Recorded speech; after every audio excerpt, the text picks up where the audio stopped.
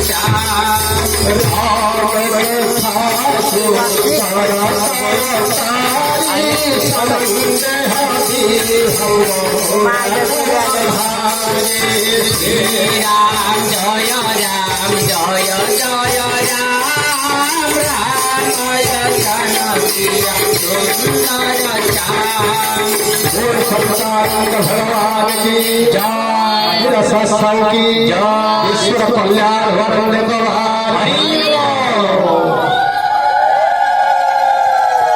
प्रिय सज्जन आज धन्य पुनि झील जार पाइले सत्संग आयोजन धन्य तार जन्म धन्य तार परिवार धन्य तार बापा और माँ आत्मीय स्वजन प्रथम झील के जन्म होगा भगवान प्रसन्नतार कारण जदि भगवान आपण परिवार उपरे खुशी न होती ताले आपण परिवार गोटे कन्यार केवे भी आसे ना झील हेले प्रभुंर आशीर्वाद सुख समृद्धि शांति निश्चित भाव में फेरी आसे एवं माँ लक्ष्मी ठाकुराणी सदाबले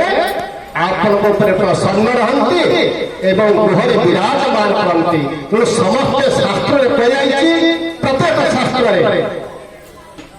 जत्र पूज्यते नार्येषु तत्र